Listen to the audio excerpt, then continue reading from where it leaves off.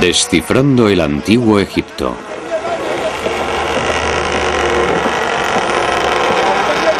En los albores de la historia, toda una civilización se unió para construir los monumentos más misteriosos de la Tierra. ¿Por qué? ¿Qué visión les impulsó a hacerlo? Robert Buffal, escritor e investigador británico nacido en Egipto a la sombra de las grandes pirámides. Tumbas de los faraones, según los egiptólogos. Sin embargo, Buffal cree que fue una visión más grande lo que impulsó su construcción. Durante los últimos 20 años ha buscado esa visión cargada de antiguos ecos, de mitos, de estrellas. Hay algo extraordinario acerca de esta civilización. Su regularidad. Nunca cambió. Su arte, su religión, sus templos, sus leyes, incluso su manera de vestir nunca cambió. ¿Por qué? Porque tenía que ser así.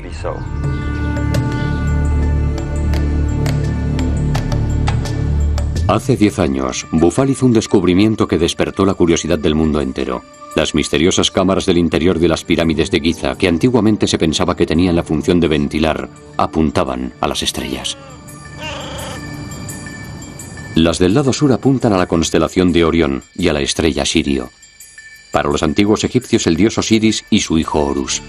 Las cámaras del lado norte apuntan a la estrella polar y a la Osa Mayor. Y todo el complejo, es decir, las 3 pirámides en fila y una pequeña que se encuentra a la izquierda, parecen ser el reflejo del cinturón de estrellas de Orión. Orión, el dios Osiris de Egipto, se alzaba tanto en el cielo como en la tierra. ¿Hablan las pirámides de estrellas? Las pirámides no son demasiado populares entre los egiptólogos porque han atraído a muchos excéntricos. Las grandes pirámides tienen un gran poder sobre la gente. Yo creo que pueden acabar con el sentido común. El señor Buffal y otros muchos vienen aquí 1 o 2 días con sus teorías y luego desaparecen tanto ellos como sus teorías. Sin embargo, la teoría de Buffal no ha desaparecido. Y aunque el escritor es reacio a dar nombres, lo cierto es que ha conseguido que algunos egiptólogos analicen las estrellas.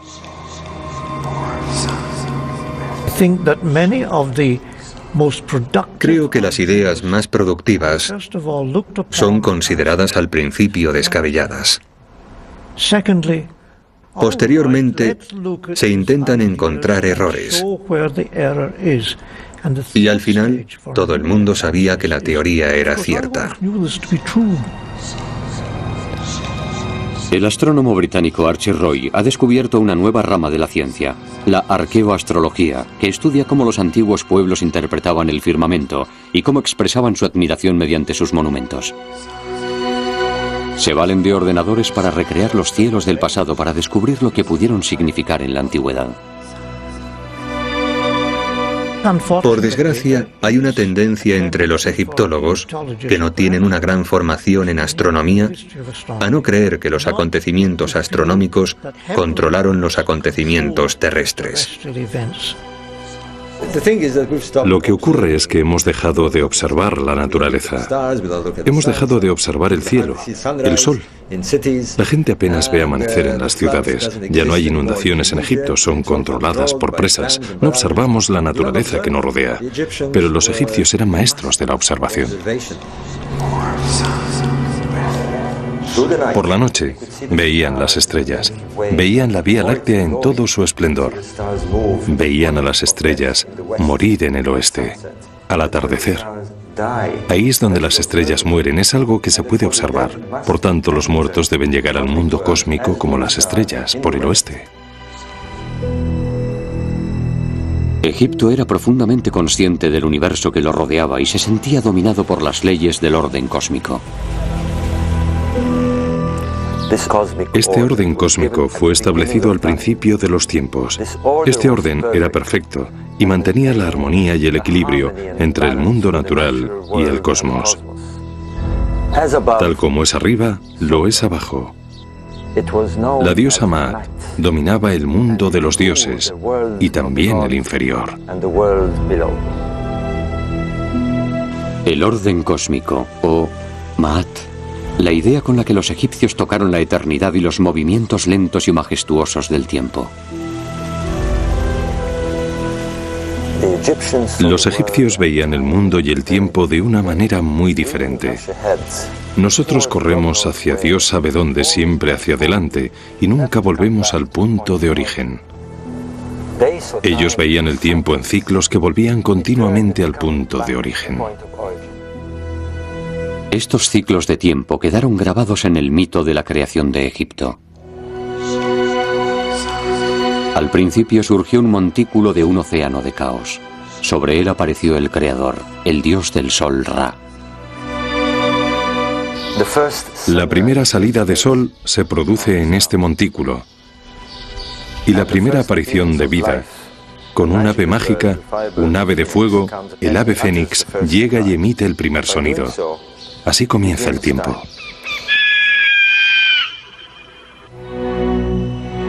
El sonido del ave fénix fija los ciclos del orden cósmico, los ciclos del tiempo. Y cuando termina el ciclo, el ave fénix volará de nuevo para fijar otro nuevo círculo en movimiento. Sobre ese montículo de creación se creó posteriormente Heliópolis, la ciudad del sol, el gran centro del saber de Egipto, donde los sacerdotes formularon sus ideas del universo. La propia tierra de Egipto explica por qué sus gentes se sentían dominadas por Maat, el orden cósmico que gobernó los ciclos de la naturaleza.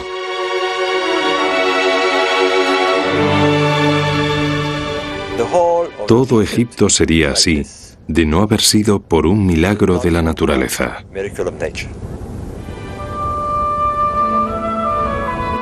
Egipto es un regalo del Nilo, y el Nilo desde tiempos inmemoriales tiene un ciclo. Todos los años, como un reloj, las aguas del Nilo crecen e inundan la tierra, convirtiendo todo Egipto en un milagro de abundancia y prosperidad. Para comprender el antiguo Egipto, hay que comprender el Nilo y sus ciclos. Esa es la clave de Egipto, su magia, su sabiduría y sobre todo, su concepto cíclico del tiempo y de la eternidad. Por eso, no es de extrañar que se centraran en este milagro anual. Un milagro anual. Todos los años, cuando un sol abrasador alcanzaba el solsticio de verano a mediados de junio, Egipto estaba reseco y azotado por el calor de un sol abrasador. Todos los años el Nilo se reducía a un hilo de agua y los hombres y los animales luchaban por sobrevivir.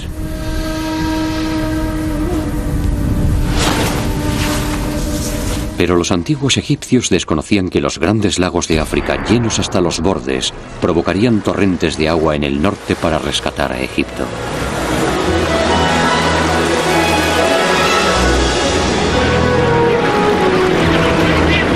Todos los años, Egipto renacía. Así expresaba su sobrecogimiento por el milagro anual de la resurrección de sus dioses. Verde como las nuevas cosechas era el dios del renacer, el señor de la vida eterna, Osiris. Bandadas de ibis llegaban antes de la inundación como si fueran heraldos de un inminente renacer y como símbolo del gran Tod, el señor de la sabiduría y heraldo de los dioses. Los antiguos egipcios eran unos magníficos observadores de la naturaleza y no pudieron evitar darse cuenta de que el ciclo del Nilo coincidía con el ciclo del Sol y las estrellas.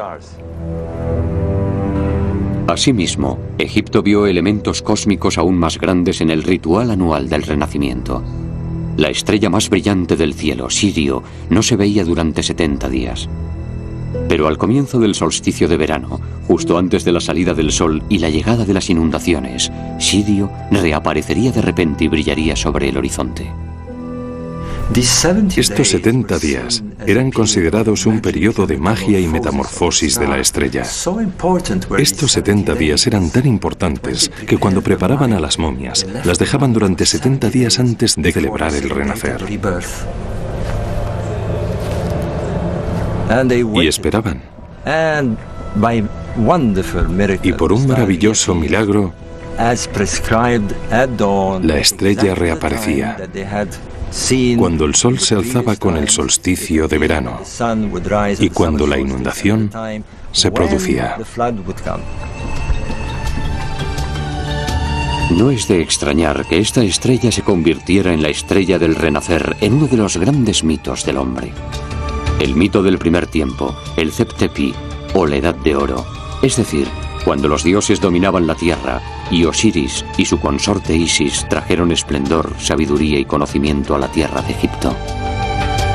Pero Set, su hermano, creció lleno de celos y sintiéndose traicionado, por lo que mató a Osiris. El mundo se sumió en un caos cuando Set cortó el cuerpo de Osiris y escondió sus trozos y su sangre por todo Egipto. Pero Isis, su fiel consorte, le buscó por cada rincón, reunió los trozos de su amado Osiris y los envolvió en lino haciendo de él la primera momia de la vida eterna. Sin embargo, no pudo encontrar el falo, por lo que fabricó un falo de oro que la fecundó con su simiente y dio a luz a un hijo de Osiris, Horus, el hijo divino. Horus se convirtió en el primer hombre dios, en el primer faraón que dominó Egipto. Todos los faraones que le siguieron se creyeron reencarnaciones de Horus.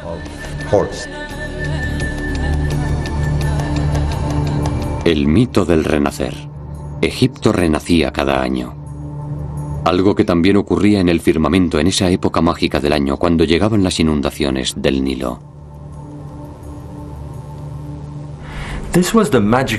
Era el momento mágico que esperaban todos los años. Era el gran día del renacer, con la gran constelación de Orión planeando al este y admirando el acontecimiento. Orión es Osiris, y luego se ve la constelación de la diosa Isis, Canis Majoris. Y desde dentro de esa constelación, como si del vientre de la diosa Isis se tratara, emerge la estrella Sirio, que es Horus. Horus es la estrella Sirio, la estrella del Hijo Divino. Y eso era lo que veían, el brillo de la estrella de Horus, la estrella Sirio, su luz apareciendo por primera vez al amanecer, mezclándose con los rayos del nuevo sol del solsticio de verano. La estrella renacida tras 70 días y transformada en la gloria del sol naciente, se convertía en Horus del horizonte, en Ra-Horakhti. Entonces llegaba la inundación, Egipto renacía y los portales del firmamento se abrían.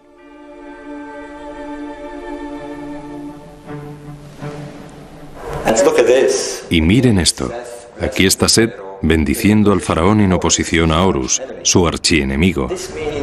Esto significa que orden y desorden forman parte del equilibrio cósmico, y Set tiene un importante papel en esta forma estelar, la constelación de la Osa Mayor. Los egipcios también la llamaban la pierna. Una de las cámaras de las pirámides de Giza apunta a ella, la de enfrente apunta a Sirio, convirtiendo este monumento en una metáfora de la resurrección, de la búsqueda de la vida eterna, cuando las almas iban al reino de Osiris y se unían a las estrellas del cielo. Pero, ¿en qué parte del cielo? Esta cámara de la pirámide parece tener la respuesta.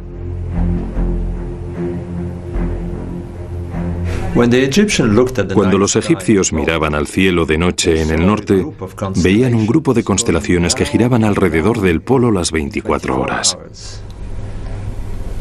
Se trataba de las estrellas circumpolares, que los egipcios llamaban las imperecederas, las estrellas que nunca morían. Y esto se explica porque esas estrellas nunca se ponen. Por tanto, no es de extrañar que se quisieran unir a estas estrellas eternas. Entonces ahora sabemos que era un importante ritual que implicaba que esas estrellas se alinearan con las pirámides y los templos. El faraón y una sacerdotisa que representaba a una diosa llamada Shashet estiraban una cuerda para definir la dirección del templo, para que se alineara con las estrellas. Y a eso apuntaba. Apuntaba al grupo de estrellas que giraban en torno al polo, a las imperecederas, a las estrellas que nunca se ponían. Pero sobre todo apuntaba a esta constelación, la constelación que nosotros conocemos como Osa Mayor y que ellos conocían como la pierna. Pero también había otra razón para que se dirigieran a esas estrellas. Las estrellas circumpolares giran y giran las 24 horas, por lo que se pueden utilizar a modo de reloj. Pero los egipcios también se dieron cuenta de la posición entre la estrella que veían en la Osa Mayor y la estrella Sirio. Era un ángulo de casi 90 grados, como la mitad de un cuadrado. Por tanto, lo que hacían cuando una estrella determinada estaba en un lugar determinado era predecir la salida de Sirio.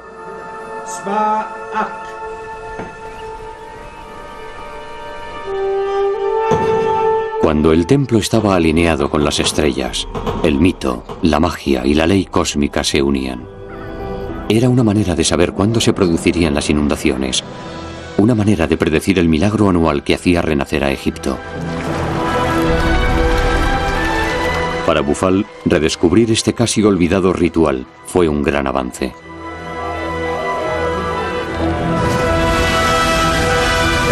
Y aquí está Saset, que alinea el templo a las estrellas de la Osa Mayor. Está escrito por todas partes.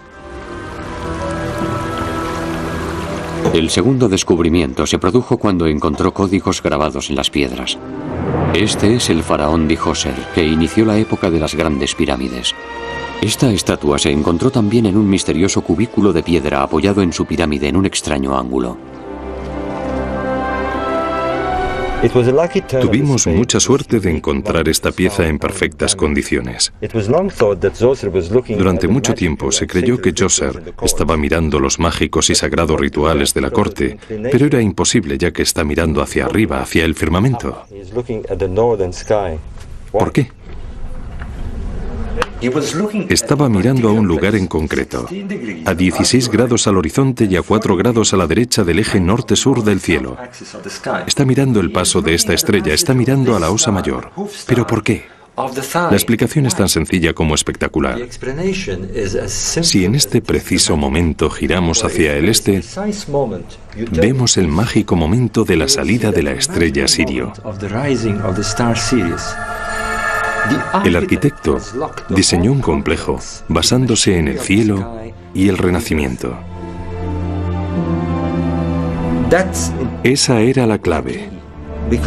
Posteriormente, descubrí que este ritual se llevó a cabo durante toda la civilización egipcia y también durante el periodo grecorromano.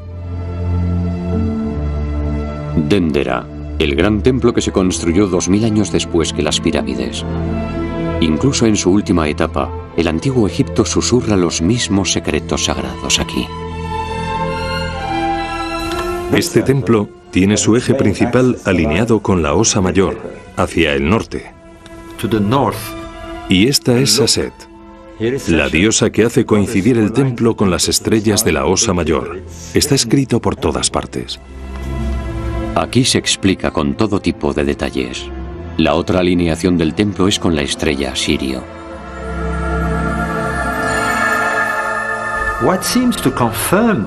Lo que parece confirmar esto es que hay pinturas que muestran a un rey Horus con una lanza apuntando a ese lugar de la constelación. La búsqueda de Bufal coincide con la de otros que estudian cómo los reyes y sacerdotes antiguos relacionaban la astronomía con los monumentos de la Tierra.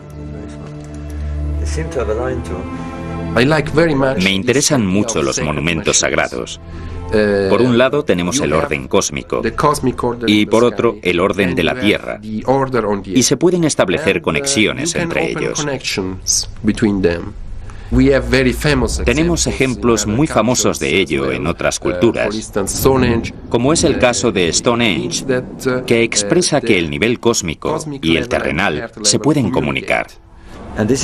Y eso es lo que tenemos aquí, en las pirámides.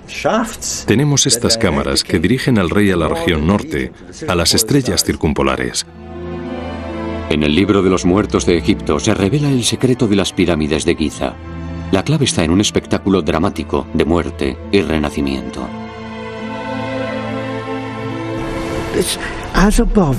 La Tierra es un reflejo del firmamento. Hoy en día Hay mucha gente que cree que eran solo antiguas supersticiones de los pueblos primitivos. Pero lo cierto es que también en esa época hubo Einsteins. Mediante la recreación de un antiguo ritual, Bufal llega a nuevas conclusiones, sobre todo en cuanto a la diosa Sashet y a las estrellas. Sashet, pero aquí está anotando los aniversarios, las grandes festividades de Heb-Sed. Sashet tiene otra importante misión: anotar los años de reinado del rey, lo que tiene unas implicaciones tremendas, ya que eso significaba que ostentaba el poder de decidir cuánto tiempo duraría su reinado, cuánto tiempo viviría, los años de su vida. Eso era lo que significaba. Esto también está relacionado con ello. El primer complejo de pirámides, la pirámide de Djoser, en Saqqara. Aquí tuvo que demostrar su virilidad y su poder. Aquí tuvieron lugar grandes celebraciones, rituales, procesiones. También vinieron princesas y sacerdotes. Era como las corridas de toros. El público esperaba al rey, que salía al final casi desnudo, con solo un pequeño taparrabos y paseándose por toda la corte, un microcosmos de Egipto. Y si podía, demostraba su fortaleza, a veces incluso corriendo delante de un toro salvaje. Entonces, las multitudes le aplaudían. Pero si no lo conseguía, si consideraban al rey viejo o incapaz, el país sufriría el mismo destino y no lo permitían. Y las consecuencias eran terribles. El sacrificio del rey también se ha dado en otras culturas. Entre los celtas, los espartanos, los vikingos e incluso entre los dinka africanos hace poco más de un siglo. En el antiguo Egipto se podía acabar muy pronto con el rey. Pero el ritual de Heb-Sed siguió siendo muy importante en Egipto y otra razón para alinear los monumentos con el firmamento.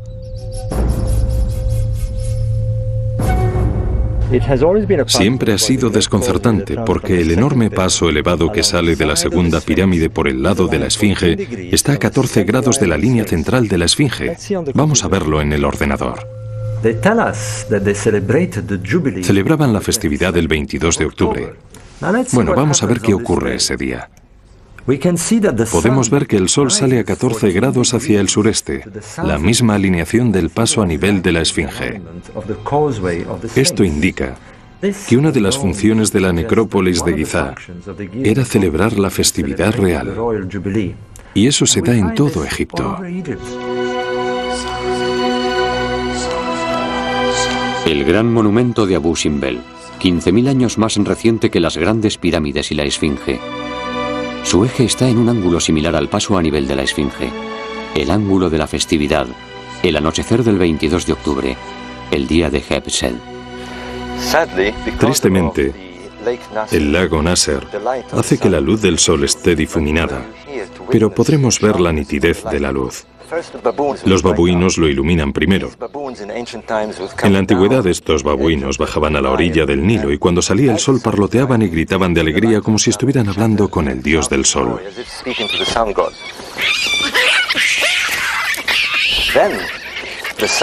Después, la luz solar desciende y brilla sobre Ra Horakhti y sobre el disco solar que tiene sobre la cabeza. Finalmente, la luz llega a los rostros de los 4 colosos que representan a Ramsés II. Y en ese momento, la luz del sol llega a la parte posterior alcanzando también al propio faraón, Ramsés II. Y así, iluminado con Ra Horakhti, aparece el dios del sol a la luz del sol.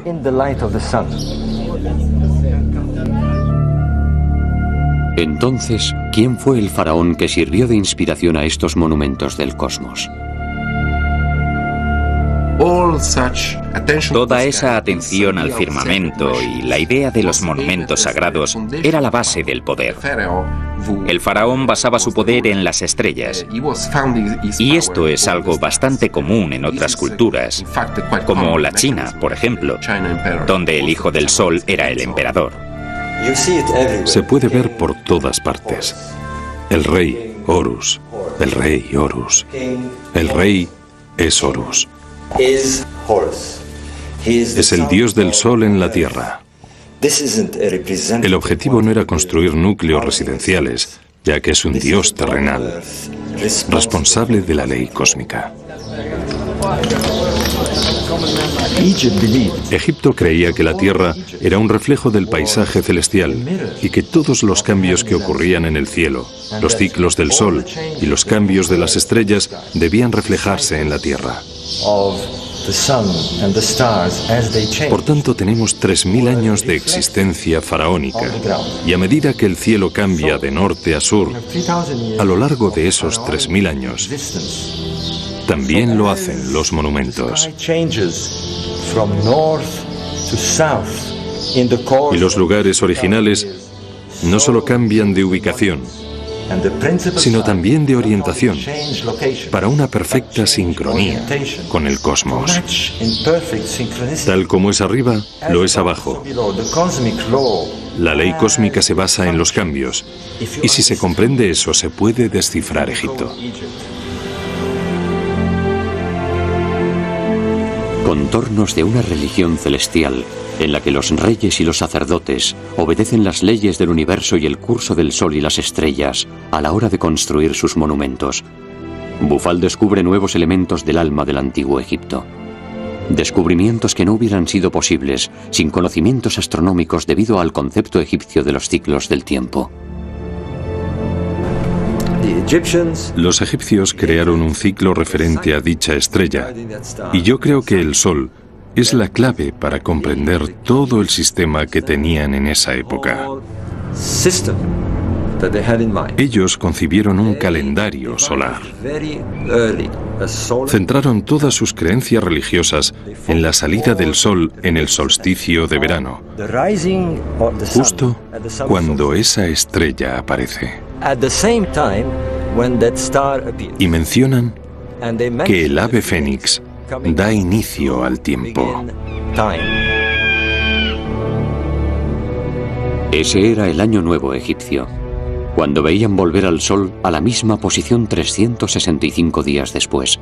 Sin embargo, también se dieron cuenta de que su día de año nuevo se alejaba del verano cada vez más. ¿Por qué? Porque la verdadera estrella solar tiene 365 días y un cuarto. Nosotros añadimos un día extra, el 29 de febrero, para ajustar este desfase, el año bisiesto. Pero los antiguos egipcios no lo hacían. Para ellos era una orden sagrada de los dioses y no se podía modificar el calendario.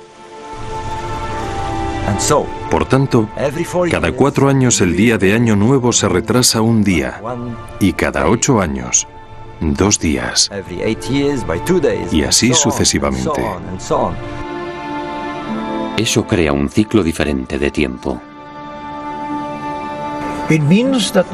Significa que las estaciones se ven modificadas con el año artificial o el año no preciso, y por tanto deben transcurrir cientos de años antes de que el status quo se repita.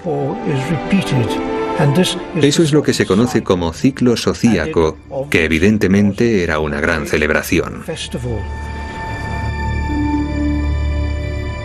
Los historiadores griegos lo denominaron ciclo zodíaco por Socis, que para ellos era Isis, de cuyo vientre surgió Ra-Horat-Ki, el día que Egipto renació. Y aunque el momento mágico de renacimiento ocurría todos los años en el solsticio de verano, el día de Año Nuevo del calendario egipcio, el nacimiento de Ra, se alejaba cada vez más. Debía transcurrir un ciclo de 1460 años, 4 años de 365 días, es decir, 1460 años para volver a su posición original, el retorno del ave fénix. El ciclo comienza el 21 de junio, cuando el sol sale por el norte. Perdiendo un día cada 4 años, cada nueva generación de egipcios veía el día de Año Nuevo después y la salida del sol más lejos del norte. A lo largo de los siglos, el Año Nuevo se acercaba cada vez más al invierno. El sol salía cada vez más cerca del sur, hasta alcanzar el solsticio de invierno después de 730 años. Y después volvía al norte, y el Año Nuevo se empezaba a acercar de nuevo al solsticio de verano. Completaba el ciclo 1460 años después. Es el encuentro del Sol con la estrella Sirio y el desbordamiento del Nilo. Pero, ¿qué ocurría entonces? Por los griegos que visitaron Egipto en el último período, sabemos que el principio o fin de ese ciclo, que los griegos conocían como ciclo zodíaco, fue en el año 139. Tenemos una fecha de referencia, el año 139 después de Cristo. Los romanos describen Egipto en una explosión de celebración.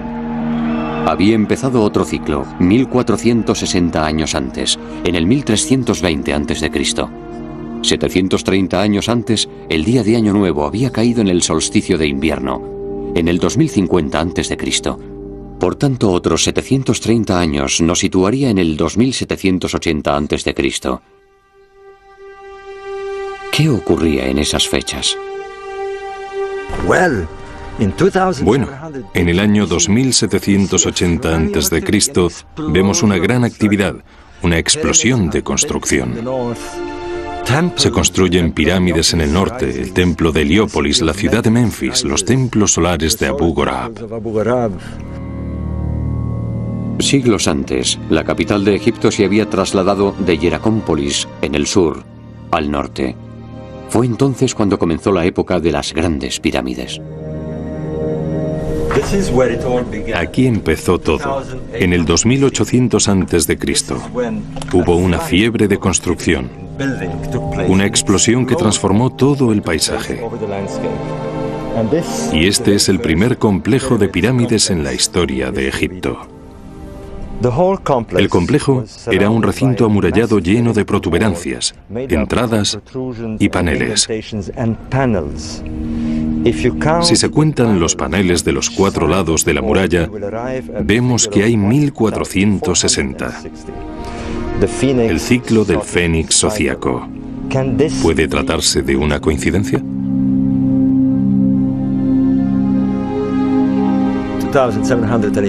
En el año 2780 a.C.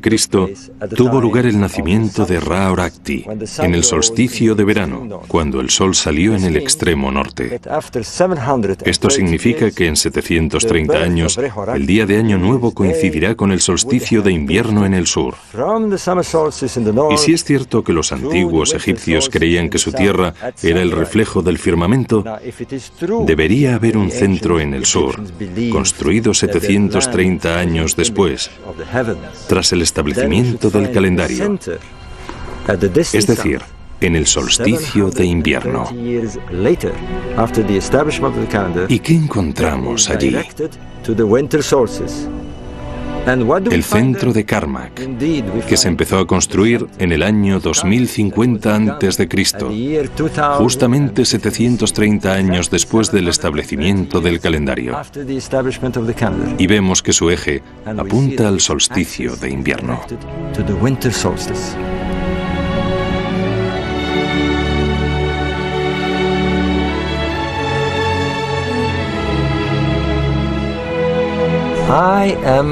Estoy convencido que el deber de estos grandes reyes solares de Egipto era conservar el orden cósmico y seguir sus cambios a lo largo del tiempo. Estoy convencido de ello. No querían construir núcleos residenciales, sino edificaciones para el sol, para el regreso del ave fénix, que tenía lugar en esas fechas predeterminadas.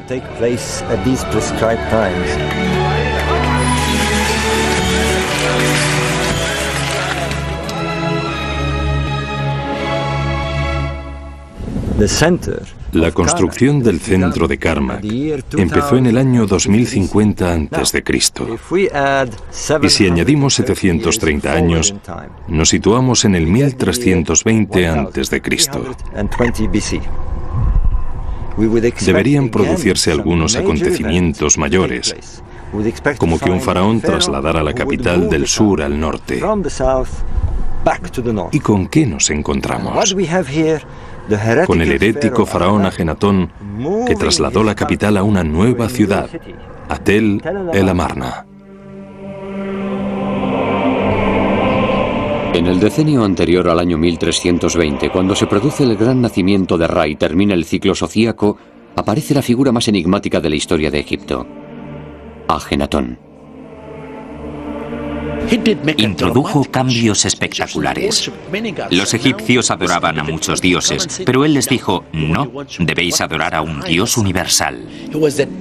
Era un hombre muy profundo que creyó en las cosas que creemos hoy en día, un Dios universal. Y por eso yo siempre digo que hay que reconocer la superioridad de Ajenatón. Ajenatón se deshace de todo tipo de iconografía, conservando únicamente el disco solar como imagen del dios del sol. Y después hace algo aún más radical. Hay que entender el modo de pensar de este enigmático faraón. Ha habido 1400 años de espera para que se reinstaure por sí mismo el orden cósmico. Y él es el elegido. Es el faraón que nace en esa época. Debía de creer que era una especie de Mesías solar, el responsable de reinstaurar el orden. Esa fue la gran visión de Ajenatón, y quería hacerlo con tal fervor que fue contra todos sus consejeros y se llevó a todos los sacerdotes, a toda la nobleza y a toda su familia en un éxodo masivo a una nueva ciudad, Tel el Amarna, donde manda construir un templo en honor al dios solar, el Atón. ¿Podría el ciclo sociaco que se acercaba a su fin haber inspirado la revolución de Ajenatón?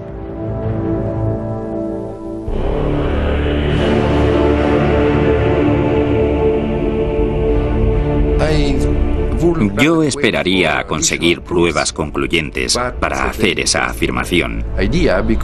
Pero es una idea muy interesante, ya que el ciclo sociaco estuvo en la mente de los egipcios durante unos 3000 años.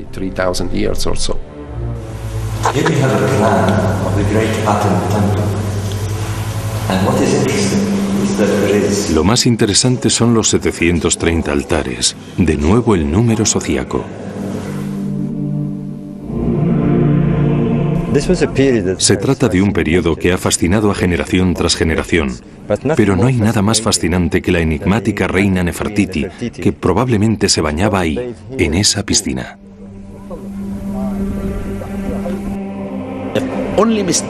El único error que cometió Ajenatón fue hacer que los egipcios adoraran al nuevo dios a través de su imagen. Los egipcios creyeron que había una conexión entre él y Atón. Él era el dios. Y cuando murió, Atón desapareció y resurgieron otros dioses. Me encuentro en la entrada del gran templo de Atón, que medía 500 metros. Pero esto es todo lo que queda de él, escombros y polvo.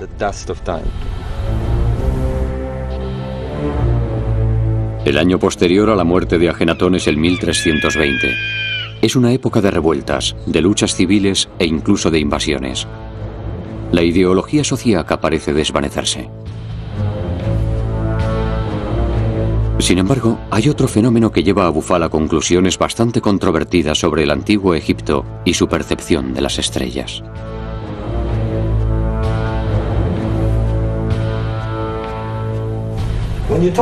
Cuando se refieren a las estrellas, no se refieren solamente a su viaje por el cielo. Hay que tener en cuenta otra cosa. ¿Recuerdan esto? Una peonza. Imaginen que esta es la Tierra y que cada vuelta es un día. Miren qué ocurre. Es muy sencillo para los astrónomos. Lentamente el eje de la Tierra cambia de dirección, por lo que se anticipa un poco año tras año la época de los equinoccios. Y el efecto de esto es que las estrellas parecen moverse lentamente en un ciclo de 26.000 años que llamamos precesión. La precesión hace que nuestro Sol parezca salir en diferentes constelaciones en periodos de 2000 años y que las estrellas asciendan o desciendan según las épocas. Bufal cree que los egipcios se dieron cuenta de ello con el tiempo. Este templo de Elefantina en el sur lo demuestra.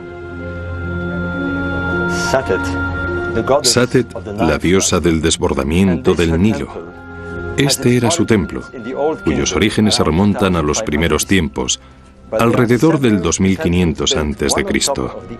Pero también hay templos construidos unos encima de otros a modo de torre. El templo que estamos viendo es el templo final que construyeron después de Cristo. Lo más interesante es el eje de los templos sucesivos, ya que se dirigen a la estrella Sirio, lo que demuestra su obsesión por dicha estrella y cómo la observaron en las diferentes épocas. Se puede ver en Dendera o en el templo de Karnak. Aquí también se puede apreciar cómo el eje del templo cambia en la dirección de la estrella del norte. Si el antiguo Egipto percibió la precesión a lo largo del milenio, Bufal puede estar ante una impresionante conclusión relacionada con el núcleo del ser, donde todos los mitos convergen, el Zep-Tepi, o primer tiempo. El antiguo Egipto creía que aquí es donde todo empezó, el montículo de la creación. Pero, ¿cuándo empezó? Hay una gran controversia sobre la época de la Esfinge. Algunos creen que es miles de años más antigua de lo que se pensaba, pero de lo que no hay duda es de hacia dónde mira. Mira hacia el este, donde el sol sale en el equinoccio. Evidentemente es un fechador de tiempo, pero un tiempo inicial, el comienzo de los tiempos, el Zep-Tepi, cuando el rey león de la tierra miró a los leones cósmicos y al sol del firmamento en el año 11.500 a.C. 11.500 a.C. Los astrólogos llamarían a esta época la época de Leo, porque el sol salió en esa constelación. Y si el antiguo Egipto creía en la idea de tal como es arriba, lo es abajo, el león de la tierra miraría al león del firmamento. La idea de ser un león. Las inteligentes personas que construyeron estos monumentos eran muy inteligentes y no hicieron nada al azar. Tuvieron mucha lógica de acuerdo con sus creencias. Siempre la tuvieron. Y hay más cosas que demuestran que construyeron escenarios increíbles. ¿Recuerdan la precesión? 11.500 a.C., época en que Sirio apareció por primera vez en tierras egipcias en el mágico día del Renacimiento. De esto hablaban los egipcios cuando se referían al primer tiempo y a la llegada del Fénix para crear el ciclo del tiempo. Vamos a analizar este paisaje, esta región, este lugar donde comenzó el principio de los tiempos, el Tep-Tepi. Con los faraones, las pirámides de Giza estaban coronadas con piezas de oro.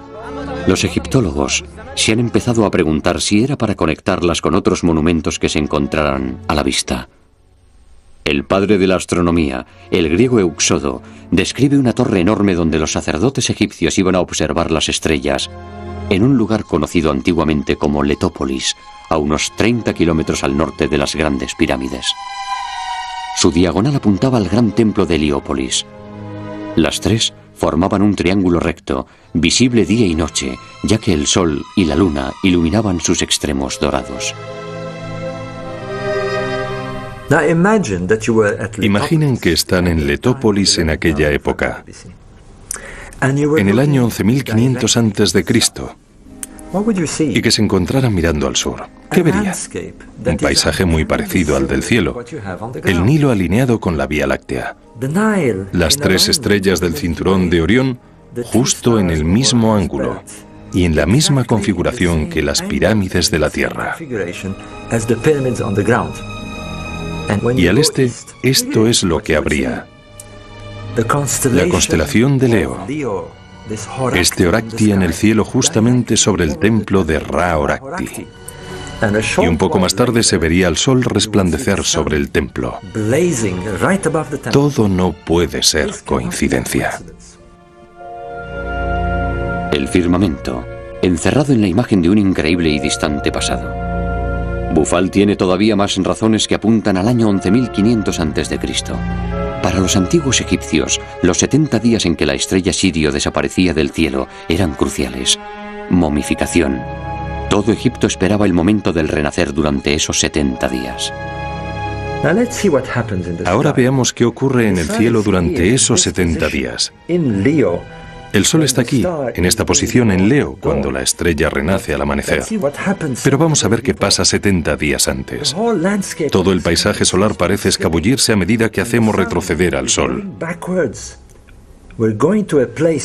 Estaría por aquí, en el lado oeste de la Vía Láctea.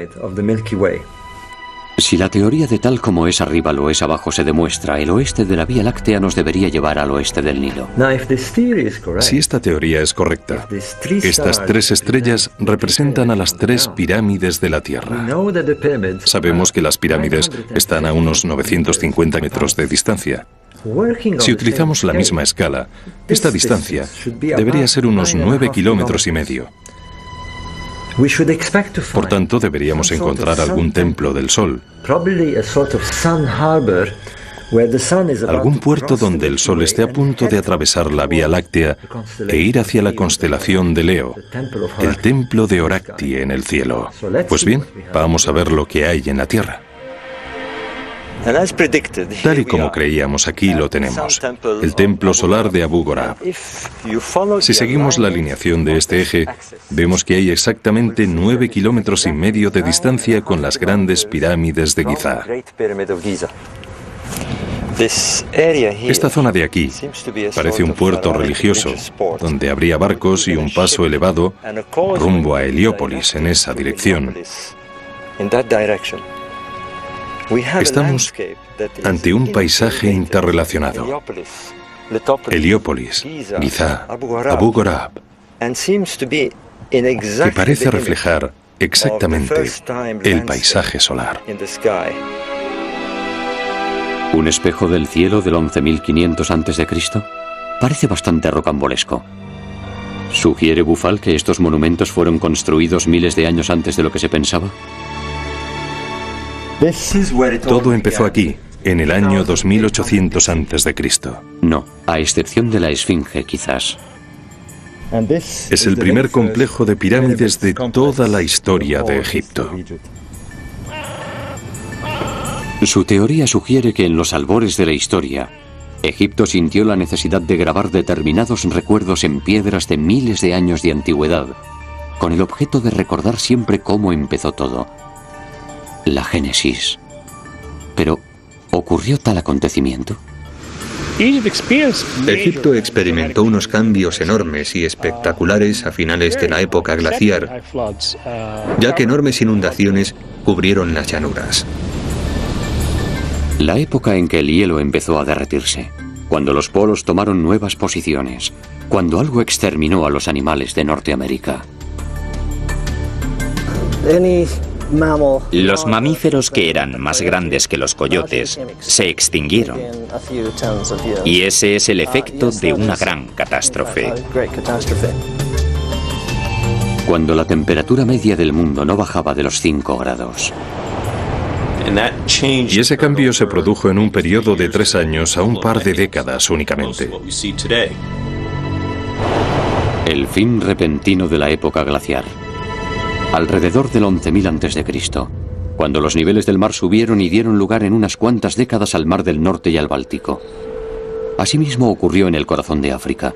Los grandes lagos crecieron y se unieron unos a otros. Lluvias torrenciales inundaron el África central y una enorme corriente llenó primero las cuencas de los pantanos y después llegó a los valles, dando lugar al pequeño Nilo Azul, que nace en Etiopía.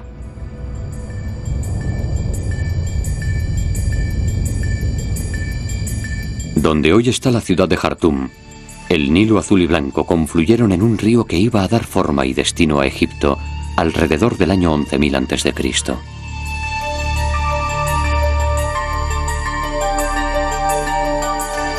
¿Fue esto el Zep-Tepi, el origen de los tiempos?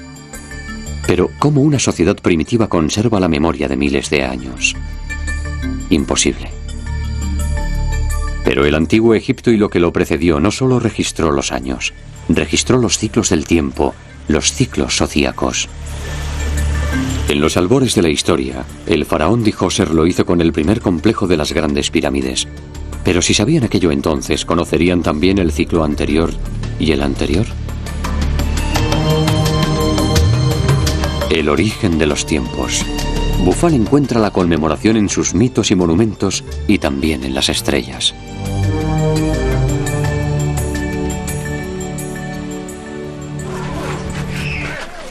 Alejandría, al principio de nuestro tiempo. Julio César está demasiado absorto en los misterios de Egipto como para escuchar a los embajadores de su última reina, Cleopatra. Los cronometradores de Julio César utilizan un calendario lunar confuso e impreciso.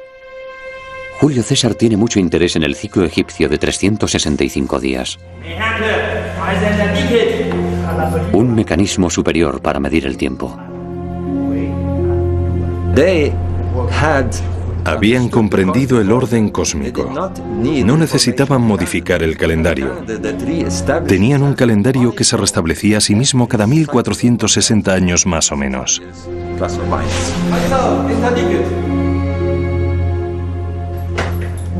César termina dando nombre a los meses que hoy conocemos, diciembre, enero, y adopta el calendario egipcio, pero no completamente.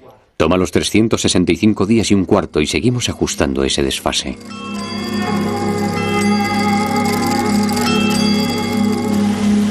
A diferencia de los grandes ciclos egipcios de tiempo, nuestro tiempo va hacia adelante. Dios sabe dónde.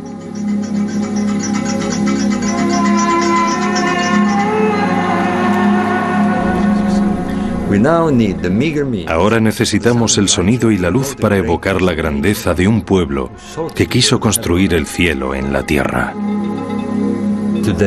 Hoy apenas alcanzamos a ver las estrellas y mucho menos la Vía Láctea. No disfrutamos de su magia. Nos hemos robado a nosotros mismos la grandeza que un día tuvimos.